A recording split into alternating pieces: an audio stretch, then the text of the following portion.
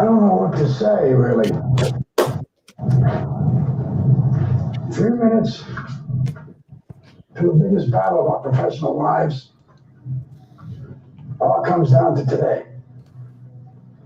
And either we heal as a team, or we're going to crumble. Inch by inch, play by play, till we're finished. We're in hell right now, gentlemen. Believe me.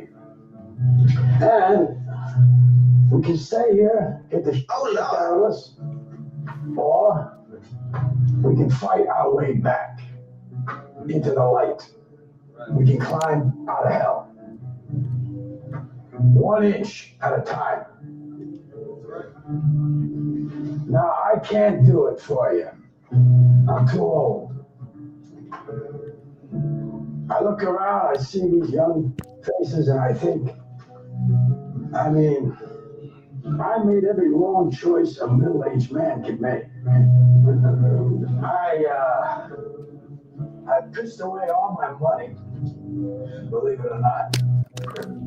I chased off anyone who's ever loved me. And lately, I can't even stand the face I see in the mirror.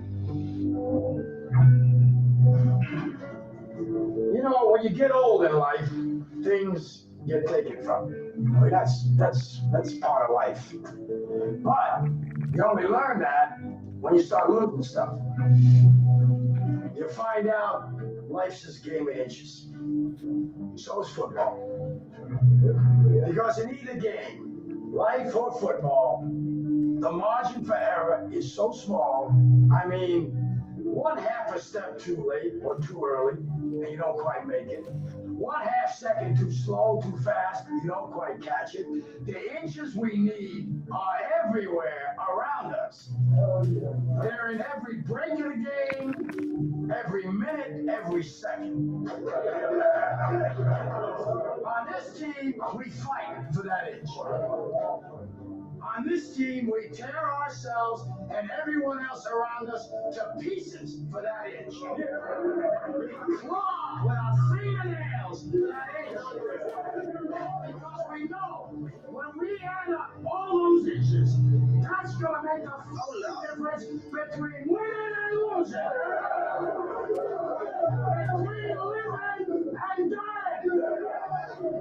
I'll tell you this, in any fight, it's the guy who's willing to die who's going to win that inch. And I know if I'm going to have any life anymore, it's because I'm still willing to fight and die for that inch. Because that's what living is. The 6 inches in front of your face. Now I can't make you do it. You got to look at the guy next to you. Look into his eyes. Now I think you're going to see a guy who will go that inch with you. You're going to see a guy who will sacrifice himself for this team because he knows when it comes down, you're going to do the same for him. That's the team, gentlemen. And either we heal now as a team, or we will die as individuals. That's football, guys. That's all it is. Now, what are you gonna do?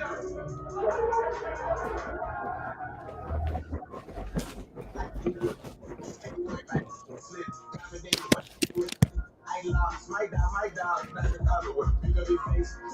Man, it's fame, circle back to baby, hey. Get a lady in the kid with the grade. I say, my ego. Look, get the eye like a fish. I say, get that. What it be like? Yo. What it do, America? What it do? How y'all doing out there? You know, this is the best I felt health-wise in like 2 weeks. Oh, yeah, absolutely. I mean, my body has been, acting like Chief Sweat. something just ain't right. I'm just, but I feel better today. Not going to overdo it. This rain is kind of throwing me off. It's kind of throwing me off. But I am the father. And I am the son. You already know. We're talking about football. Father plus son plus football podcast, season 3 finale. Crazy. Episode 17. Crazy. Happy Last holidays. episode. Happy late Christmas. Happy late New Year's. I'm just saying. For all the ones I didn't get to. Do you realize this is your last podcast as a high school football player? As a high school football player, as a young kid. I turn legal next month. You turn 18 next month. Yeah, it's crazy. And I graduate this year. Oh my gosh. So, a lot going on for the young man. A lot going on. It's funny. While you're counting up to maximum independence, I'm counting down maximum influence. Like, understand, I have been your coach and your trainer since birth. Yeah. And I got about 6 months left. If that. Because you go off to college, I'm not going to be able to be your trainer. Not going to be able to oversee your weight training. Not going to be able to oversee your speed work. You'll definitely get a FaceTime here and there. I got you. I can't. Yeah, Especially when I'm gone. Look, stop lying. Nah. You know how I know you're lying. Nah. You don't even know you're lying. You ain't lying on purpose. 2 weeks ago, you did a 3-day weekend getaway with your sister, right? Yeah. Where did you go? I went to Yosemite. It was for 3 days, right? Yeah. How many times you call home? None. 0. But like that's how many text messages? How many text messages did you send home? Absolutely none. So don't tell me. Don't tell me. No. That's different though. That's different. It ain't. It's only different to you because you want to say it's different, but it ain't different. Nah, it's different. It ain't different. It's different. No. You think you're going to be calling home and checking on dad and FaceTiming dad about what training well, of course not like, frequently because, I'm going to be in training. I got school. I know. I'm going to be doing other stuff. I'm definitely going to be tired. The only time you're going to contact me? What? When you need some money. Well, hopefully I'm in a position where I don't have to. Of course. But I will have to text you like a threatening message with exclamation points for you to call me back. No. Don't make me show up to campus! Exclamation. And then you're, Dad, what's going on, Dad? Dad, I was in class. I was in study hall. Yeah. How are you doing health-wise? Health-wise, I'm a lot better. I'll tell you what, when I had practice yesterday, after that all-star game, after being off for a cool minute, oh my gosh. I felt it's so hard. It's not hard to get in shape, but you can lose the shape you're in quickly, especially if there's sickness involved. Oh, absolutely. Like if you're, it's different if you're just like sitting around doing nothing and not practicing. But like if you're sick, doing nothing, it becomes 10 times worse. I'm telling you. Oh my gosh, it's terrible. Yeah, that's why it's important to stay healthy. That's why it's important to eat the right things, do the right things. And you do, you do that for the most part. I mean, your diet is really solid. You eat some stuff you shouldn't eat, but not at a level to where it ought to affect you and your training. Yeah. I haven't seen your training impacted negatively by food choices or drink choices. I haven't seen that in years. So, but sickness can change all that. Hey, when you what did you think? I'm gonna throw this in there because I don't know if people know about this. Lugal. Your grandmother made us like twice. She made us big old pot of Lugal. I don't even know how to spell that. And I don't really know what's in it. To be honest with you. Be honest, I don't know. I don't know what's in it either. Besides that, these like little pieces of ginger and chicken that I know. But like other than that, I really don't. Other than that, I don't know. It works though. Oh yeah, absolutely. It's crazy. Those of you who are listening, if you've ever had Lugal, I want to hear from you. Give me a star, a like, or something. Let me know. Let me know that we could bring you on right now. I know we don't want no Lugal guests. I mean, we're not doing recipes on Lugal. But if you know what Lugal does to the body, when and your mom tries to make Lugal, it ain't her mother's Lugal. Nah. Your mom can keep her Lugal. Nah. Her Lugal looks like grits on top of chicken. Your grandma, it looks like a soup that don't look like it has chicken in it at all. Your mom like just drops big old pieces of drumstick in a soup. And your grandmother, I don't ever see the chicken coming until it's actually on the spoon. I'm just. Yeah, you're definitely gonna hear about all this as soon as we get off the broadcast. Yeah. Hey, so what? I'm gonna go get in my car and go on a safari or something after the broadcast. All right, let's do this real quick. Let's drop the screen over here. Let's give people an update on your apparel. What's happening with your apparel? Shout out to those who have been supporting. Absolutely. Thank you. So you have 3 shirts out now. 2 of them have been made public, right? Here's the first one. Yep. Invictus. It's kind of dope, right? Invictus, it actually has the Invictus, part of the Invictus poem on the bottom. All t-shirts, $20. Dry fit t-shirts for $25. Hoodies, $40. Right? Very fair prices. Not trying to rob people, but trying to get and all this money goes back to you. Here's your second one. See it through. I think that was your first one, actually. See it through. Yeah. See it through is first. It has a part of the poem in there. Even hope may seem but futile when with troubles you're beset. But remember, you're just facing what other men have met. So you got See It Through, and you have Invictus. And in the circumstance, I've not flinched nor cried aloud. Out of bludgeoning of chance, my head is bloody but unbowed. Invictus, I like that one a lot. Here's the latest one. Bridge Builder. The builder lifted his old gray head. Good friend in the path I've come, he said. There followeth after me today a youth whose feet who must pass this way. This chasm which was as not to me, to that fair-haired youth may a pitfall be. He too must cross at the twilight dim. Good friend, I'm building this bridge for him. And then I put a picture of me in the background because I am your bridge builder. Bingo. That's what's up. Notice in the bridge builder, no athletic photos. Nope. Because football is not what I'm building. I'm building for you a lot. Football just happens to be a part of it. Yeah, that's senior portraits.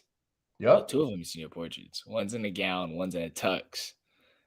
And then we got the whole girl fit. No, put it back up. I want to see it one more time. One more time. Yeah, there we go. Your whole fit looking like Nino Brown. I'll tell you, when as soon as I showed up, I got so many of those comments. Here, like The Rock, Brown. I think there's like 2 others, 2 more. Do you even know who Nino Brown is? You do not. I don't know. You do not. I didn't search it up, and be honest with you, I did not want to search it up because I was like, if it's not somebody who doesn't look like me, I'm gonna be mad. Wesley Snipes. I gotta search it up. You gotta go watch the movie. The movie is called New Jack City. New Jack City. That sounds very familiar. I think I might, if I see the face, I might know who it is, but the name. Nah. You ain't watched New Jack City and walked away not remembering New Jack City. New Jack City's got a lot of classic lines in it. G Money, you know. I think the idea of we all we got, we all we need kind of comes from New Jack City. Okay. Ice-T is in it. Christopher Williams. Yeah, these are names. Yeah. The iconic, you know, living just enough for the city. I'm just saying. You can't do the homework now, so you got to do it later. Postseason awards. We kind of went over this on episode 16, but Paul in the chat, hello. Good afternoon. All right. Paul Mao. What's up, Paul? Glad to have you. Hello. Double high, too high. As we get to these postseason awards, real quick, here's an image. What we got going on here? We got 3 images that you produced. Talk about them. Yeah, so this was my last high school football banquet. Morel Catholic. I got offensive MVP, well, offensive player of the year, and then I got overall MVP. So that was pretty cool.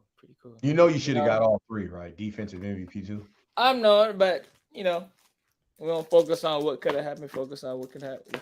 What to do now. I like that attitude. We're not gonna focus on what could have happened. Let's just focus on what happened. In the end, I still got my stack. You know, so what is that in your hand? Let's go to image 2. Those are all the football ones. Yeah, those are all the football plaques. So in 4 years of football, you got 5 plaques playing football. Yeah. All right. And then here's his last one. Yeah, that one I was just going on TikTok and I saw somebody do a money spread around. I was like, and I just got the idea, you know. And so I just got all the plaques, put them in a circle, and I put the ring in the middle. What's ring the was ring? The most important part. That's the state championship ring. Come on now. I know, but maybe some people listening don't.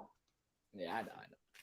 But state championship. Paul, how's your day going? My day's going pretty well. I woke up maybe about 2 to 3 hours before this broadcast started. But yeah, overall, I'm doing pretty well. How are you, Paul? How are you? That's good postseason awards. Most of those awards you had there, like most inspirational. I think you got hurdler of the year 1 year in track and field. Yeah, did you not? I believe so. Yeah, most valuable hurdler. Yeah, that's cool. All right, well, let's come out of the media part. And back to banners. Give ourselves back to the screen. Recruiting updates. How? Let me tell you. Can I be honest?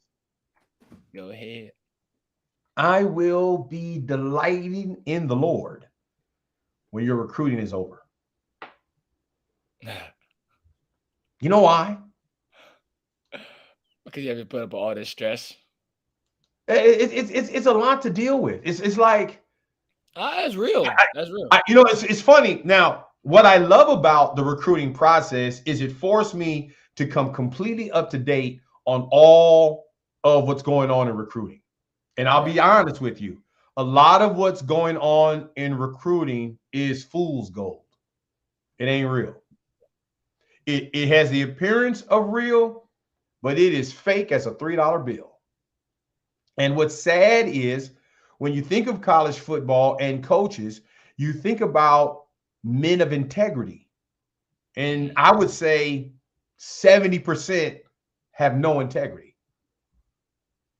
70%. And majority of high school athletes are dealing with the 70% who are just doing things, saying things to get likes and attention from other high school students.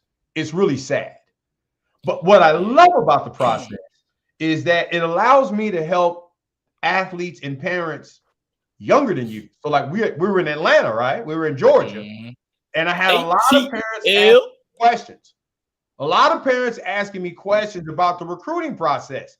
And one of the bits of advice I was able to give was, if your student is going from high school to college, you are not making a decision from high school to a 4-year. You're not leaving high school making a 4-year commitment. You're making a 2-year commitment at best.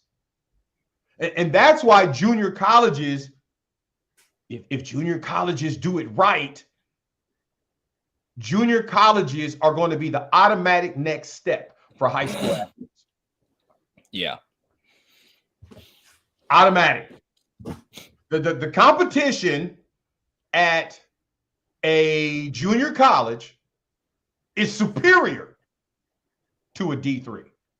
You got to understand, if you can go from high school to D2, do it. But even that, 2-year commitment.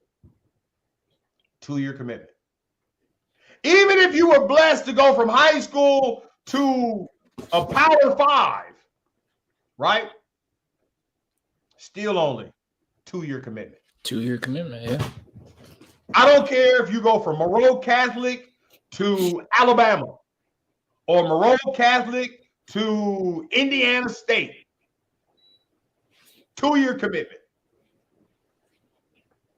I love that quarterback from Ole Miss. He won 2 national championships at the D2 level. What did he do his 4th year? Transferred to Ole Miss.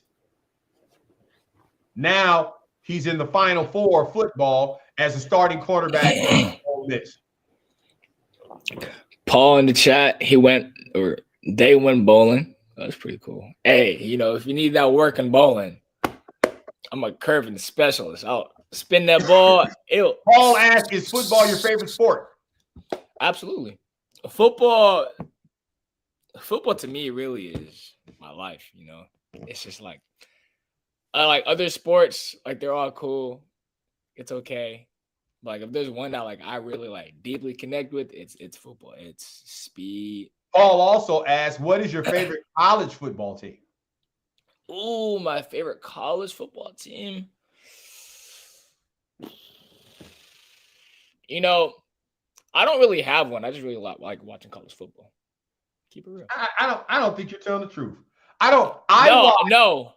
watched every single college football semifinal game. Quarterfinal game. I'm not on that level yet, but I'm getting there. Because you don't love football like that. See, I'm not watching. See, you watch football for entertainment. No. I watch football because I'm studying everything. Not only do I watch football for my entertainment, not only that, I'll give you that, but I also got to watch my position and see how they move. Because I tell you, no. You didn't miss any of the quarterfinal games. Because let me tell you, the defenses, your position in particular, I was watching your position, and the offenses were doing a lot to manipulate the guys who play your position. That dig route, that 10 to 15 yard dig route is killing strong safeties. Yeah. Killing the mesh. When they throw you guys in one-on-one and then they mesh you all the way from, like, say, the hash to the other side, killing strong safeties. Hey, they did that in the All-Star game. They did at least a couple plays in the All-Star game. That was one of the big catches where the dude just ran the dig. And he was so then my problem for you is, what are you going to do about it? Because if you're watching it and you seeing, they are targeting your position. Targeting. The position you play on defense, that's the position they're targeting. How do you make them pay often? And if you can't make them pay often, when it's 3rd and long, they're going to get you. I'm just saying, you got to take the education level. You got to take training. You got to take the reading of the keys, your film study. It's all got to go to another level. Yeah. Paul in the chat, when did you get into football? I think I was either like 4 or 5 years old. Yeah, it wasn't 4. Sure. I think you got into football at 6. I don't think I had you playing football at 5 years old. I don't think so. I think you introduced it at 5. Something. I'll put it like this. You didn't play tackle football till you were like 6 years old. Yeah. Yeah, 6 years old. What age did you most love football? And at that time, I thought you were going to be an offensive player. I wanted you to be a quarterback, but you couldn't throw. You never. You want to couldn't throw. Well, at that time, yeah. At that time, you couldn't. You throwing sidearms. However, even now, you shot put it. Even right now, you shot put it more than you throw it. You're not a quarterback. You're a thrower.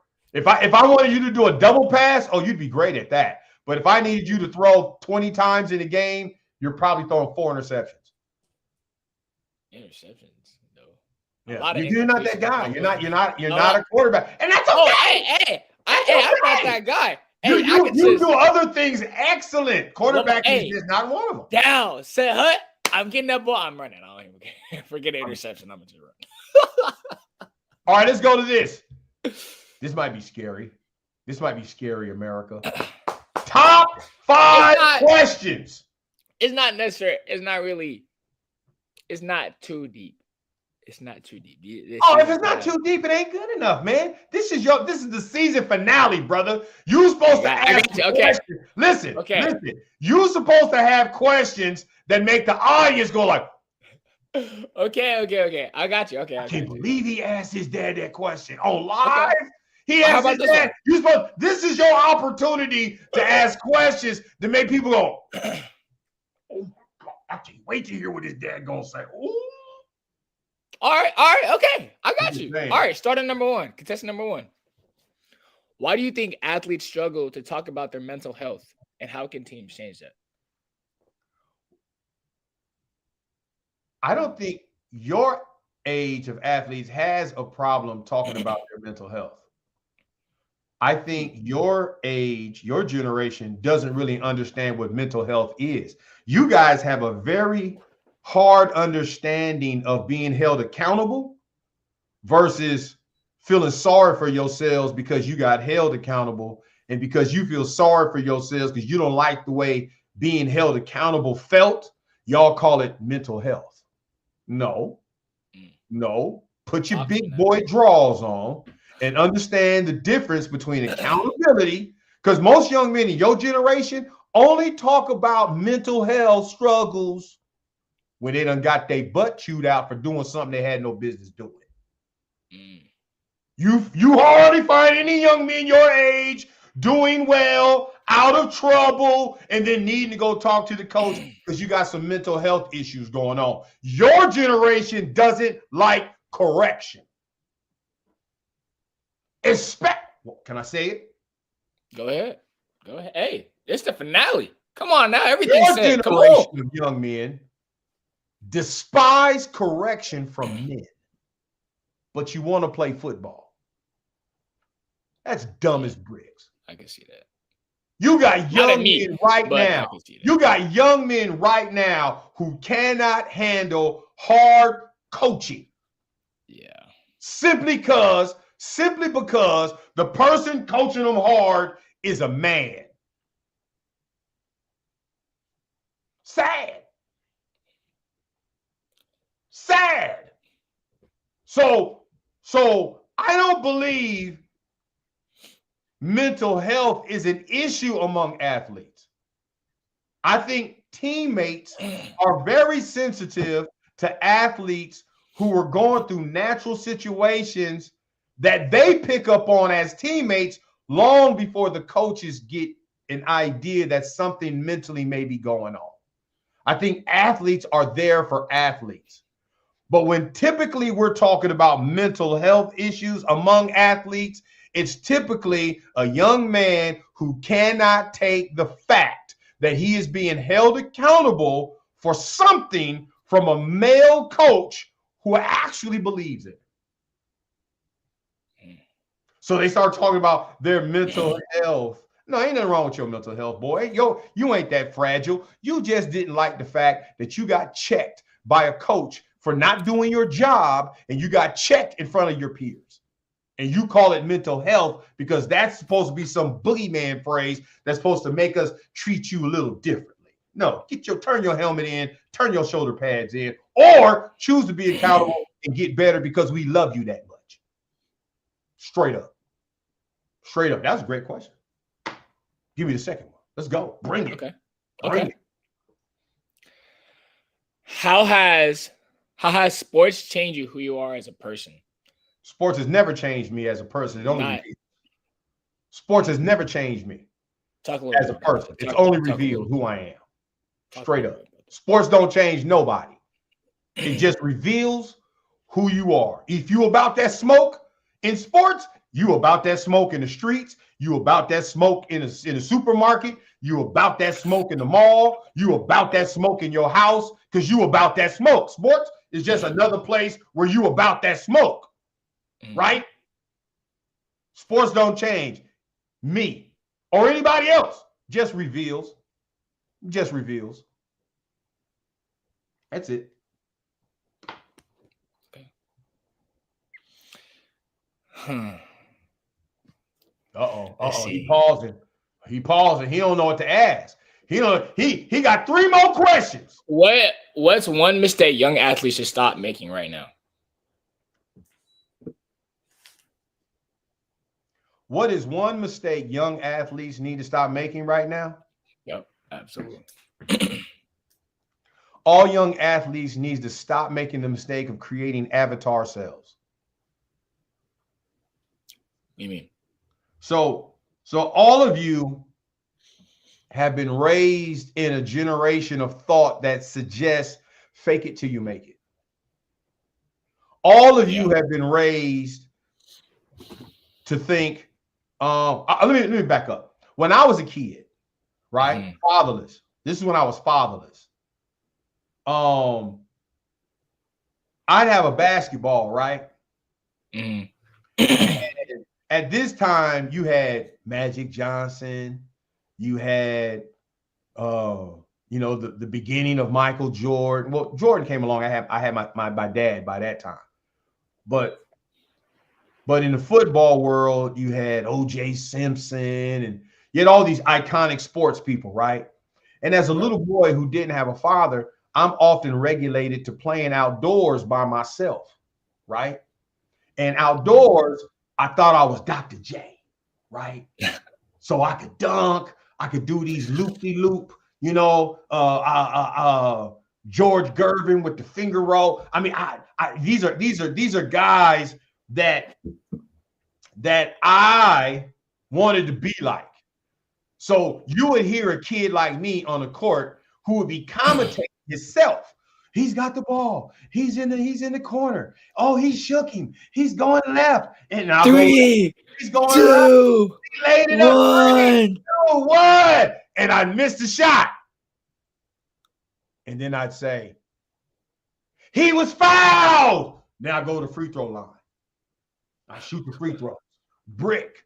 Both free throws. Oh, the guy stepped on the line. You see what I'm doing? Yeah. You see what I'm doing? I'm creating this make-believe world, right? Where everything benefits me. Every call, if it's an awesome play, I did it. Now, I bricked 4 times before I actually made the shot. When I made the shot, right? Oh, I'm being the crowd goes wild. I'm the team. I'm the guy. I'm the MVP. All that stuff, right? The difference is when I was a kid doing that, I knew I was playing. I knew I missed that shot 8 times before I made it once. Yeah. I knew that there wasn't no real commentating to the game. Your generation don't know the difference. Your generation sits up and y'all create this avatar where you are perfect. You don't make any mistakes. You are Steph Curry. You is good as Steph Curry. You going from the 6th grade to playing for the Dallas Cowboys in the 7th grade. That's what y'all think. And here's what's funny. You guys think it to the point that you don't know the difference between the truth that is who you are and the avatar you created. That's why y'all like video games more than my generation. Because when you controlling and you joysticking and you playing Kobe Bryant and the Black Mamba is doing all, you think you doing that. You have forgot all of the calculations in the video game that allow you to do that. You're forgetting about the power, the speed of Tyreek Hill that helps you do that on the video game. You think because Tyreek Hill can return a punt return back for 90-something yards, you think you did that. Yeah. So then you get to the football field, and the coach asks, anybody want to return punts? And you say, I want to do it. I want to do it. Why? Because you've been being Tyreek Hill on a video game all summer. And then you get back there, that ball get kicked to you, and you just find out you don't even know how to actually catch a punt. Because, see, there's no joystick for you on a high school football field. So here you are thinking, oh, I'm going to be like, I'm a raw. I know. I played with Tyreek Hill. But Tyreek Hill in a video game that has all kind of algorithms and all types of science and mathematics involved in the graphicking, you have none of that. While you were perfecting your joystick fingers, you weren't outside perfecting your punt return catch.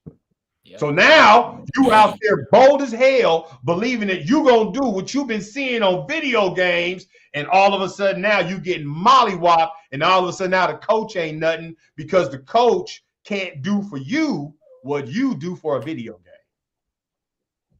I'm just saying. Yeah. So what all young high school athletes have to do, got to stop. They got to know the difference between their avatar life and who they are. Who you are absolutely is the only thing that matters. And until you improve who you are more than you're trying to improve your video game efficiency, you're never going to be worth a salt tablet at all. You ain't going to be worth nothing. Man, Paul, with these questions, they're cooking right now. What position am I in football? I am an athlete, strong safety, free safety, running back. You can put me in a slot receiver here and there. Stop lying. See what I'm saying? You know what I'm saying? You know what I'm saying? I just had this entire. You are not no slot receiver. Just like you found out in Georgia, you're not no punt returner. I've been on wasn't a punt returner. I was saying, hey, all 10 fingers down, all 10 toes down. I didn't want to punt. They said go back there because we didn't have any punt. They said go back there, which is start seeing who can bounce. The first one, I let it go. I let it bounce to me. I took it back. The second one, the punter, because we had a left footed kicker. I'm telling you, them lefties are different. He kicked the ball. It went so high up, but it was spinning. It was spinning as I'm going to go get it. And the next thing you know, the spin stops. And I'm like, huh? And it just drops while I'm running for it. And I'm like, what kind of punt was this? Like, I've never seen a punt like that. Yeah, I was there. I saw it. Did you hear what I said as soon as I saw it? You said Hunter started or something? I said, get him out of there. Oh, yeah. I didn't want to be in there. I don't know that. All I said is get him out of there. I didn't want to be. I done seen him play football. 4 years of high school football, 3 years of varsity. Not one time did he do a punt return. Get his behind out of there. Get him out. JV wishes. Get him out. How old am I? Hey, yo. I'm 17. All right, give me your fourth question. All right, fourth question. What's a failure that actually helped shape you who you are today? A failure? A failure that helped shape me? Yeah.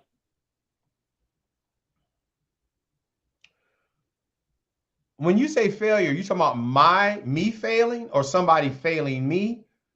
Who's the failure that's shaping? You, meaning a point in your life where you failed. So no, let me not say failure. A point in your life where you failed and it shaped you to either do better or to change certain things to better your life.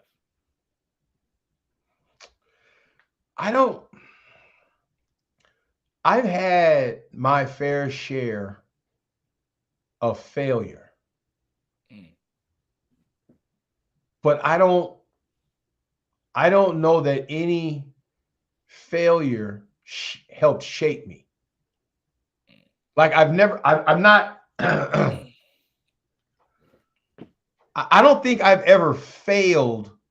I failed because I didn't prepare for something, or I failed because I bit off more than I could chew, or I failed because I didn't plan out the negative possibilities.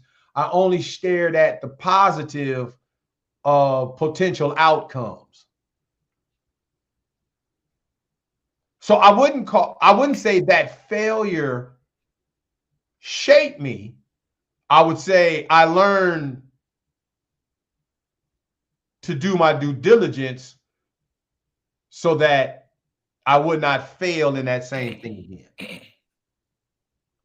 That makes sense? I'm not saying I don't have failure, but all of my failures in life are rooted in my refusal to take a look at all potential outcomes.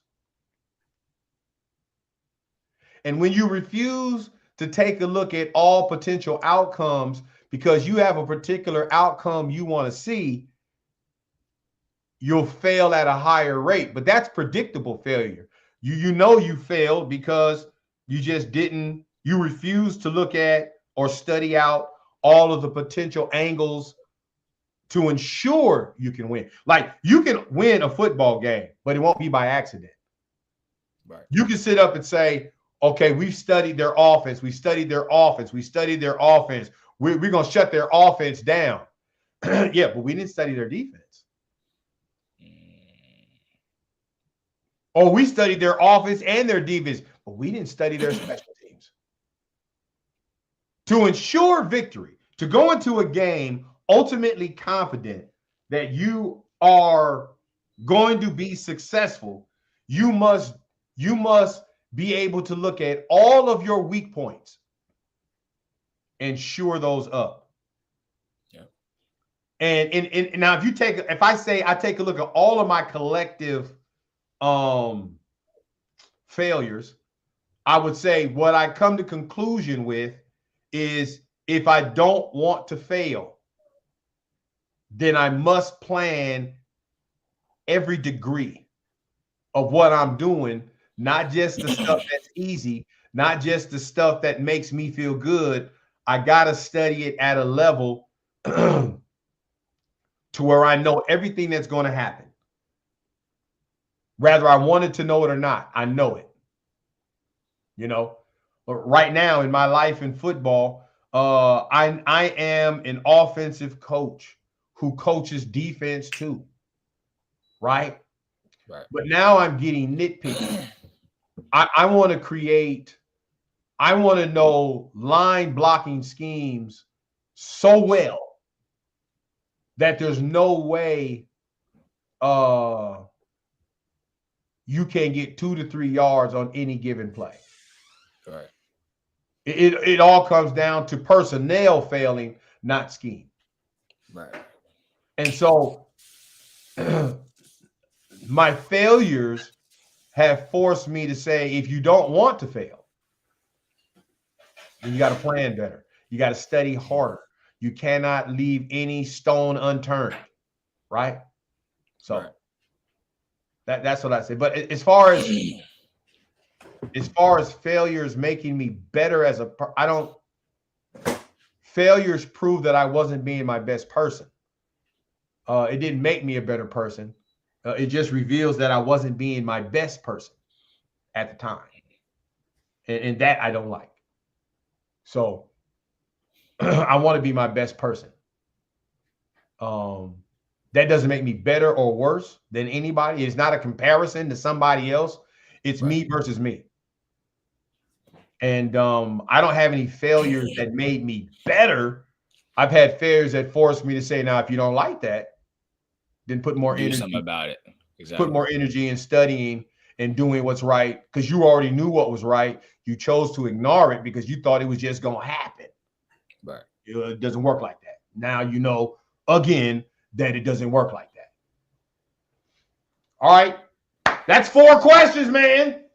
Well, okay. Can you give me 2? Because this last one is very serious, and then I got to join. You know. Yeah. So 6.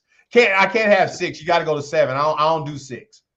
You got to go to 7. So go ahead, shoot. 6, 7. Okay. All right. I'll do 7. All right.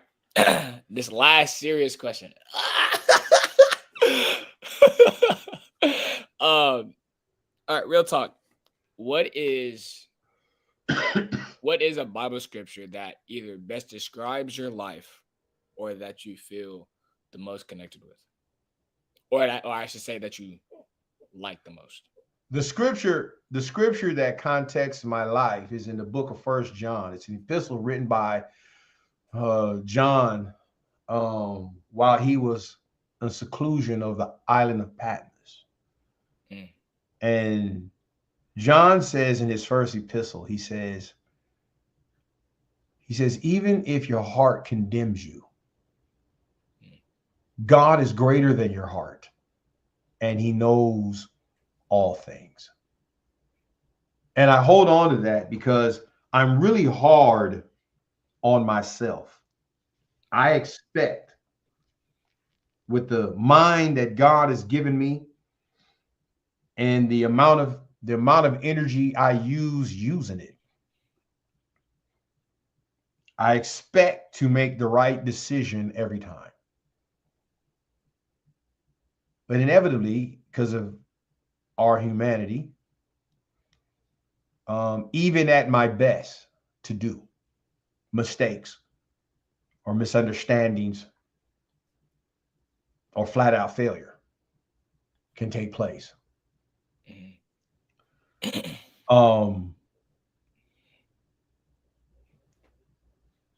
And John says, even if your heart condemns you, meaning you feel bad about this particular perspective of your life, you know this isn't your best self. You know this isn't the best duty. John says, before you start allowing what you think about you, before you start allowing the dreadful thoughts that you have about yourself because of this particular situation, before you punish you for the outcome, whatever it may be, John says, God's greater than your heart. And he knows all things. God knows that even though my heart was right to do this, God knew that there were situations in place that I was never going to be able to do that. And I wasn't going to discover that until failure was labeled. I did everything in my power to do this, and I did everything in my power to do that, and it still was misunderstood. It was still trampled upon. It was still rejected. And I don't understand, because all I wanted to do was do this and help with that. And then I was treated like garbage. And I felt bad to myself because I thought I was helping, and I wasn't helping at all. I thought I was participating, and I came to the conclusion nobody asked you. Nobody wanted you here anyway. Nobody asked you to get involved. Nobody asked you to try to fix it. We happy with this as it is. Why don't you go on somewhere and do something and meddle in somebody else's fixer-upper? And you start to feel bad within yourself because you're trying to do this, you try to do that, and nothing works. And you start to condemn yourself. You start to wonder, where did I do wrong? Why is it that it wasn't accepted? And John comes along and says, while you're ascribing failure, while you're ascribing negativity to your own character over the outcome of something you thought would be different, God's greater than your heart. And he knows all things. He knows where your heart was right and it went wrong. He knows where you were trying to do this but didn't have all the knowledge. Just because you had a desire for something to be this God knew it was never going to be that. So before you start falling to pieces about yourself, understand that God thinks more highly of you than you currently think about yourself in this negative situation. And that verse has blessed me throughout the years. And it's a verse that I really wish people who are on the verge of like suicidal thoughts, I really wish that they come alongside that verse, because what the verse says is, I understand how you feeling right now. And I understand why you're justifying believing to do what you're thinking about doing. But if you could just hold on and understand that God is greater than your heart, God is greater than your understanding, God is greater than your sum total of human emotion. He knows all things. Right. I think people like that could pause in the midst of the negativity they're about to manifest upon their lives and just live one more day to see what God sees about God's knowledge of them is greater than their own heart. So yeah, that's my answer. That's my answer. All right. I like that. All right. Now, this is more so of the JV football team. Who really runs the team? Is it the coaches, the captains, or the loudest person in the locker room? The JV football program? Mm-hmm. The JV football program is run by the mature JV athletes who have proven to the coaching staff that they can lead. In JV football, if you want your varsity program to be right, it's got to start with the leadership of the JVs. Mm-hmm. But JV leadership can't be about who's the loudest or who's the most athletic. Right. JV has got to be about who are the athletes that are naturally an extension of the coaching staff. Because ultimately, the players accept criticism from their peers a lot better than they accept criticism from a coach. I don't care how high profile of a coach you are. I don't care how many wins you have. I don't care how many rings you have. I don't care how many accolades have been bestowed upon you. In the end, young men follow young men. And so smart coaches, which I would classify myself, you find the athletes that are influentially positive on and off the field, and you allow them to be your captains. Now, does that mean that person's going to be a starter? Nope. Nicholas Elopri, JV player at Monroe Catholic, this kid had never played football before. And every week, he just kept getting better. I remember when we first started our Mr. Intensity, and he was getting trucked, but he was getting right back up. And after a couple of weeks, he was doing the trucking. After a couple of weeks, some of the athletes who are our top guys, was when he got up to the front, they kind of let somebody else get in front because Nicholas wasn't allowing scoring. And then I'll never forget, we had a very tough loss to a team that we should not have lost. And we lost that game because of our better athletes folded under the pressure for no reason, really. They just folded under the pressure. It happens to young men. But we had a team meeting, and Nicholas Elopri spoke in that team meeting. I don't know how he became the last kid to speak, but somehow he was the last kid to speak. And man, let me tell you, when Nicholas finished speaking, all I could do was walk up to him and hug him. And I think he was shocked because I wasn't hugging nobody. Because majority of the kids were talking about they were scared, they was fearful, and all this kind of stuff. When Nicholas stood up, he said, when I was on the bus, I was scared, I was fearful. He says, but when I stepped on the field, all of that goes away. I'm not going to allow that to take a hold of me. I'm going to remember what my coaches told me, and I'm going to do what my coaches told me to do to the best of my ability, and I believe that'll give me good results. Something to that effect is what he said. And he said it better than I just said it. And I just said, I remember God while he was talking saying, if every kid on this team was like that kid, y'all would never lose a game. Y'all would never lose a game.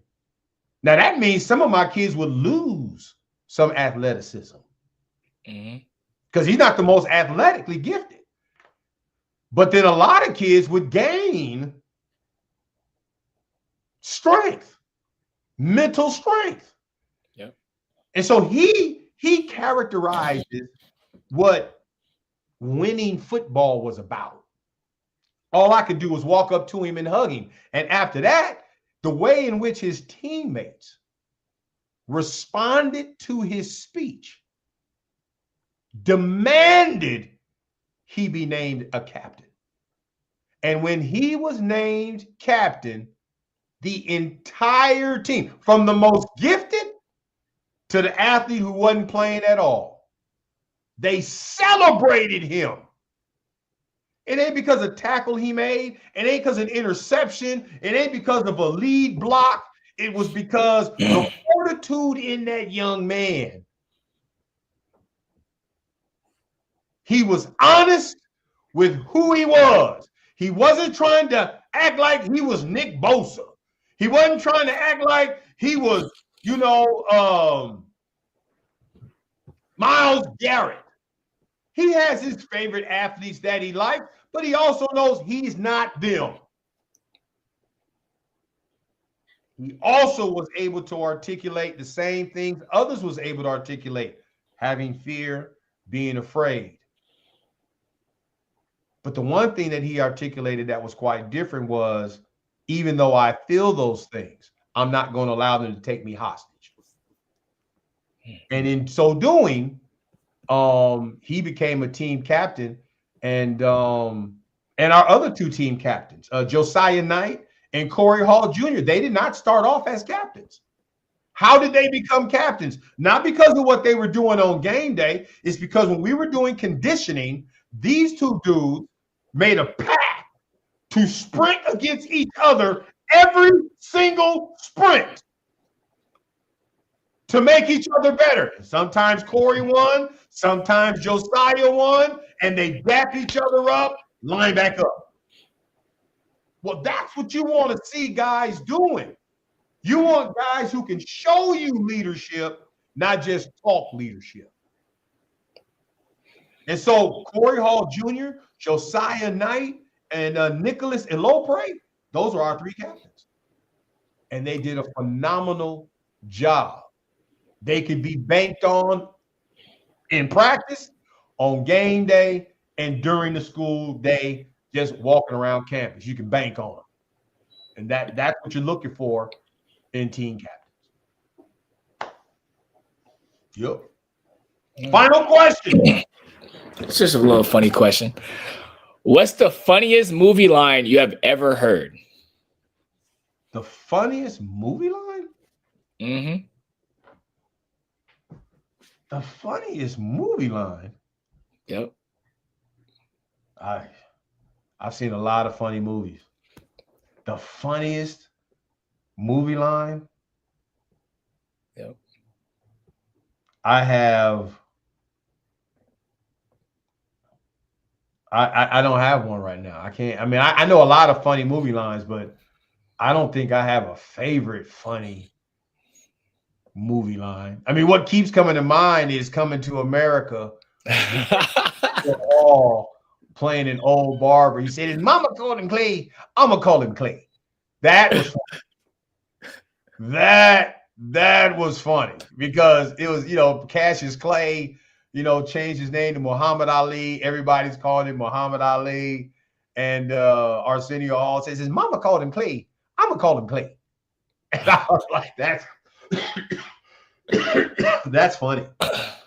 That's the only movie line that I can think of right now that kind of like came through 2-3 times.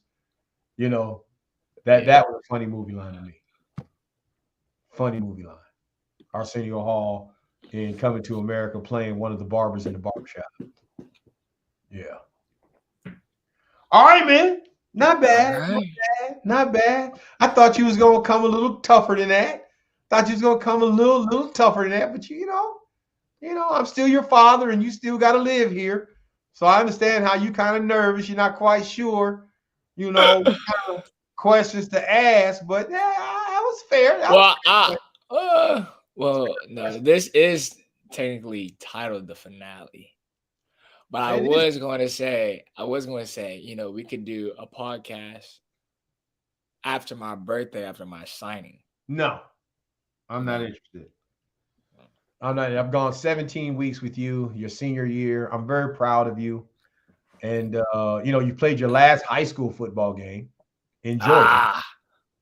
17-10. And I'm 1-1. I'm 1-1. Yeah. Hey, we down with Coach QUYN Whitehead. That's our guy. Oh, absolutely. Absolutely. And, you hear how he was talking to me when I first showed up? He was like, hey, we go, we're gonna do a trade to stay here with me real quick. I was like, Coach, no.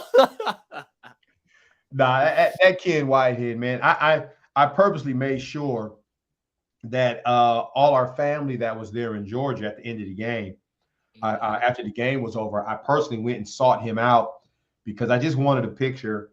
I wanted a picture with him and our family, and he obliged to take that photograph. I will definitely get that picture put up on the wall because it's precious to me. I have much respect for Coach QUYN Whitehead. I love that brother, and I would love to coach with him one day. I would love to coach on the same sideline. Be a winning program. Not just again. I mean, I would love to, go to Georgia, in a year or two, and coach with. He was the head coach of a school in Georgia, and he was like, "Hey, Evans, I need you to come run the offense." I'm on the way. I'm on the way. I figured if I'm in Georgia, I'm closer to everywhere you'll probably be playing in college, so it'll make it even easier for me to get there. So, yeah, that's that. But I was sick the whole time, though, physically. Yeah, I was too. It was bad. And I hadn't been that sick in years, but I was dedicated to the cause. Our coaching staff did a phenomenal job.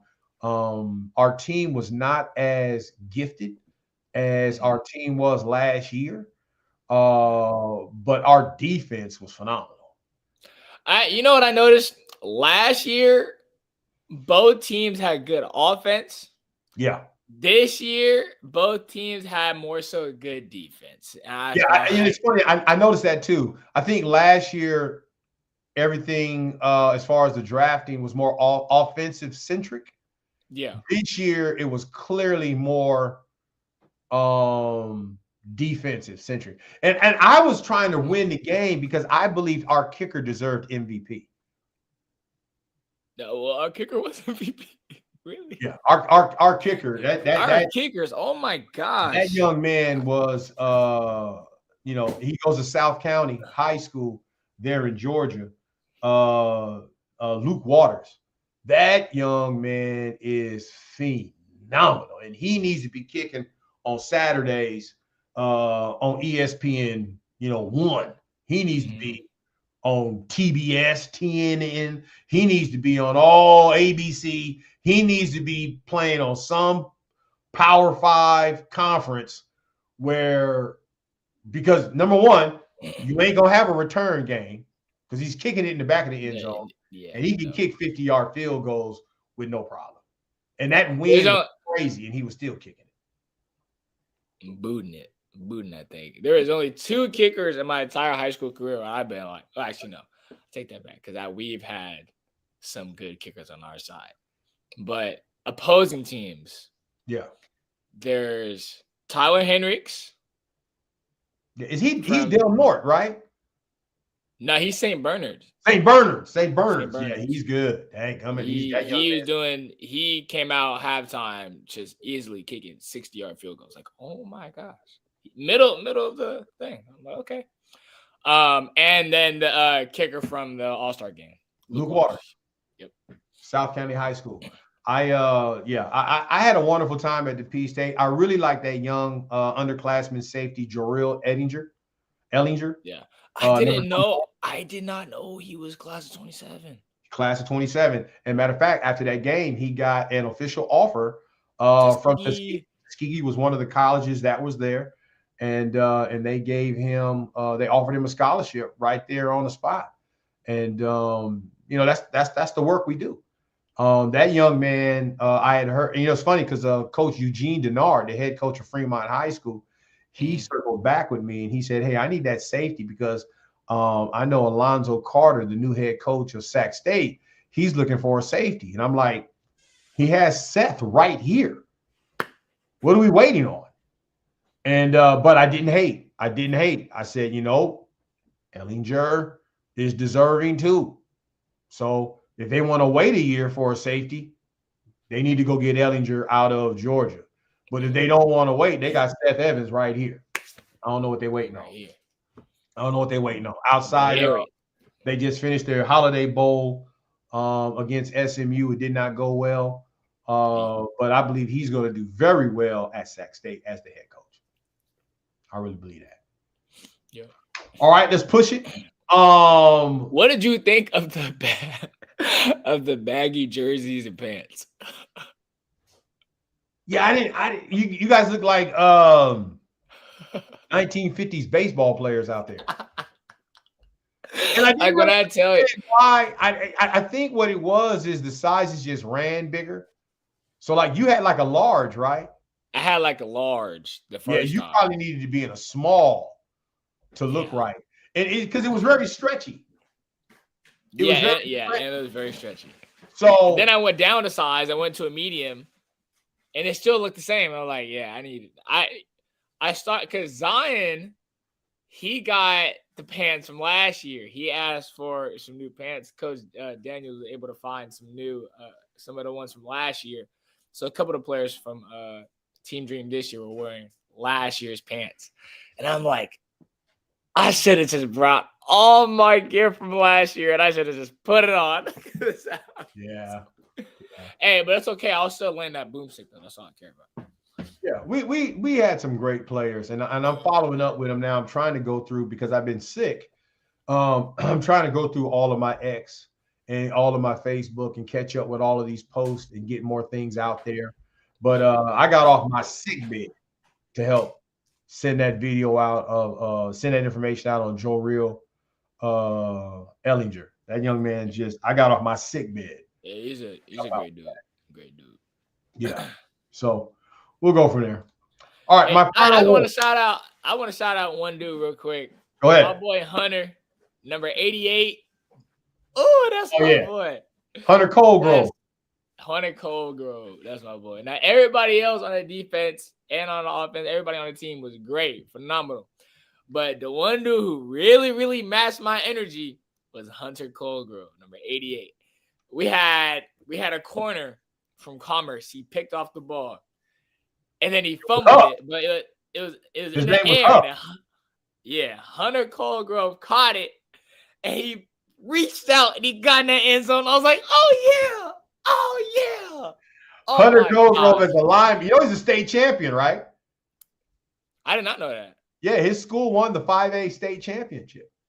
Oh, there we go. Yeah, but when it's not how he scored. It's the celebration he had in the end zone with all his teammates after he scored. Yeah. Everybody rushed over. Oh my gosh. It was Zamir, but shout out to Zamir Huff because he made the play.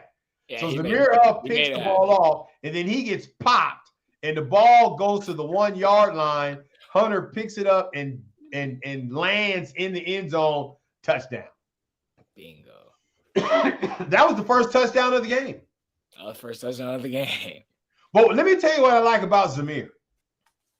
Prior to Zamir, the series before Zamir got that interception, I had to chew his butt out because somebody from Teamwork did something to him, and he squared up on him like to prepare to fight. Yeah. And so we got him off the field, and I pulled him aside, and I chewed into him because I said, man, you are an all-star. You are an amazing athlete. What are you out there allowing yourself to look like this in front of company? You better than that. Don't do that. I said, now I love you. Now it's over. We ain't gonna go back out there and make a play. He says, okay, coach. Okay, coach. He took. Now see, here's why Zamir Huff is gonna go places. I got on his behind on a live broadcast. Now I don't know if the camera was looking at it. If the cameras was on us, I didn't know it. And I probably wouldn't have gone in on him as much if I thought the cameras was on us, because I wouldn't want him to have to live that, right? But he's a phenomenal athlete, and he took to the criticism for two reasons. One, he knew what I was telling him was in love, and two, he knew he was wrong, right? I'm like, boy, you got a chance to play at the next level, and the last thing you can do is ruin it. It's football. You got a face mask on. So what? He did this, that, and the third. Go out there and make a play on it. I said, now this is over. We ain't gonna talk about this no more. I need you to go out there and make a play. The very next series is when he got that pick. Yeah. So yeah, I was celebrating him big time. Celebrating him big time because he did a great job. He took to the training. He did not melt. He did not become an avatar. He was a young man who understood coaching, who understood that the coach loved him in spite of his mistake, and then empowered him to go back in there and play football at a level that the entire coaching staff believed he could play, and he went out there and made a play for him. And that's how Hunter Colgrove got that touchdown. Because Zamir Huff was able to take good coaching, and he has good character himself, and he just got back to good character, went back in there, and God blessed him to make a play because he was exemplifying great character. That's what it's about. That's what it's about. All right, let me give my final words. For those of you who don't know, earlier when I got back from Georgia, the entire time I was in Georgia, in my head, I'm writing my resignation letter to Monroe Catholic High School. Ever since Thanksgiving, I have been monitoring a few things on campus and wanting to see, is this where God wants me to be, or is this just where I'm at? Does this school want me here really? Or am I just here because I bring something to the table that helps us win? It's been noted that I am the coach that built the football program. It's been noted that I'm the coach that built the track and field program. We weren't winning prior to me being there. I don't think it's because of me. I think it's because of what I bring to the table with the collection of coaches that we have there. But after Thanksgiving, I kind of came to the conclusion that if my coaching career is going to matter, it can't be about what I'm getting out of it. Will I get coach of the year? Will I get assistant coach of the year? Will I get position coach of the year? Will I get an opportunity to parlay all that I have done and go to the next level in coach? What it came down to me was this.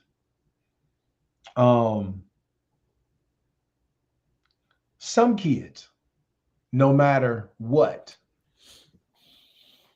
are going to have opportunities. Monroe Catholic, Bellarmine, Prep, schools of that nature, Bishop O'Dowd. Students who go to those programs, whether I'm there or not, the leveraged resources that their parents and beyond have, those kids are going to be all right.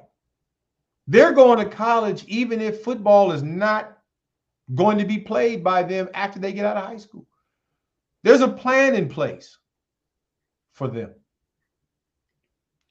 But when I think about the inner city athlete, which is where my son comes from,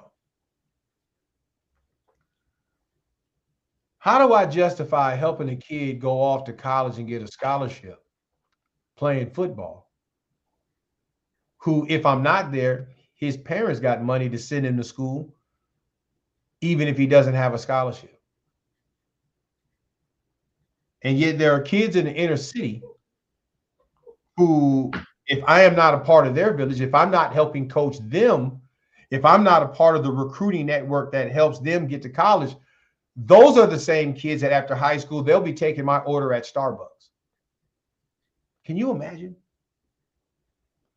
Can you imagine a coach like me helping kids of privilege consistently get into college who are going to go anyway, while refusing to assist high school athletes who got to take 2 buses just to get to school? Kids who got to cross yellow tape. They're athletes too. They don't have anybody maneuvering their families through the recruiting process. These kids are practicing just as hard. They're playing and they don't have the resource. They don't have sleds. They don't have, 10 leather footballs in practice. They don't have a kicker.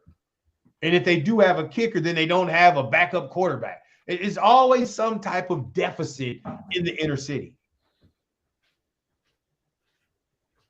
They don't have healthy snacks. Most of these inner city schools are in a food desert. The kids get their food from the gas station. There are no restaurants nearby. There are no fast food spots with healthy choices nearby. They're getting their food at the local gas station. So with the ending days that I have, 2 things. I want to be where I'm loved.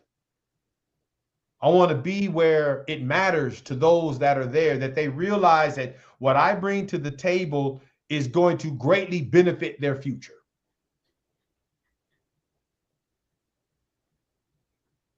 And I want to be able to help young kids in the inner city who play the sports that I love coaching, boys and girls.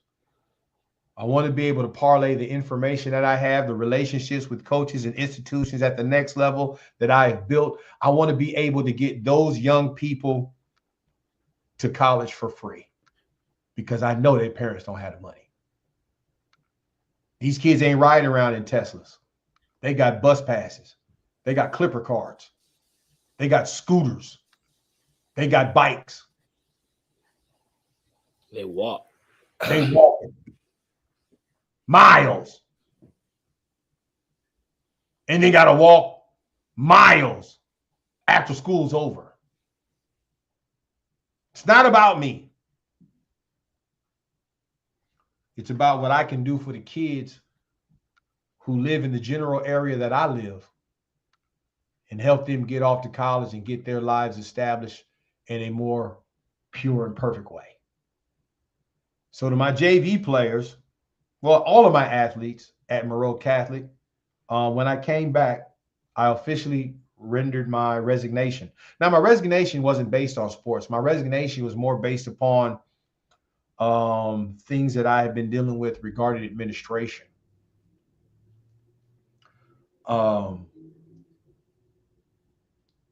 don't want to ever be a part of an organization that feels they got to follow some other organization in order to be great. Greatness is from within. It is not from looking without at another spot and envying them and then trying to duplicate what they're doing without the knowledge as to why they even did it. That never works. All it does is create unnecessary taxation, and all it does is create unnecessary confusion. And in the words of in the streets, it feels like clickbait. It feels like a bait and switch. I believe that the future of football, many kids will have the grades to get into a 4-year institution. But if you play football and football is what you plan on doing, you're not going to a 4-year institution. So that same kid who is choosing the private school because they want to play in a Power 5, that kid, what he doesn't know is their parent is going to pay 4 years worth of tuition, even if it's at a reduced rate. And you are going to be in 13th grade playing behind some kid in the inner city who went to a public school. So I don't believe that private schools are going to be getting the best athletes anyway. And I think those of us who can coach regardless of public or private, I believe we need to bring a private school program to the public school setting and create a better equitable playing field for the future. Yep. So for the athletes that I have coached, I love y'all and I will continue to be proud supporters of you. But at this stage in my life, it is thoroughly important for me to go back and build a bridge for these inner city athletes who, without someone like me and others like me, when they're done with high school, they're going to be done with school. We cannot have that. And so we're going to go and help build a bridge to help get these young athletes, these young students in the inner city, public school students. We want to get them the same opportunity that they're currently not being afforded. And so with that, I say good night and God bless. Yo, shout out, Seth. It's been a great journey. It's been a great journey. Rough. A lot of thorns and glass pieces, but hey, it's been a great journey. It's how we got here. So shout out to everybody, everybody who's listening. Shout out to Paul in the comment section. Been at it this whole time. Thank you so much. But yeah, hey, it's finale. Thank you guys all for sticking with me a whole high school career. And best believe you guys will be tuned in on dude, your high school career is over. I know. It's over. Let's see if we can hit that 10-8 though. We working on it. Got it. Yep, we working on that. Hey, go on my right there. Perfect.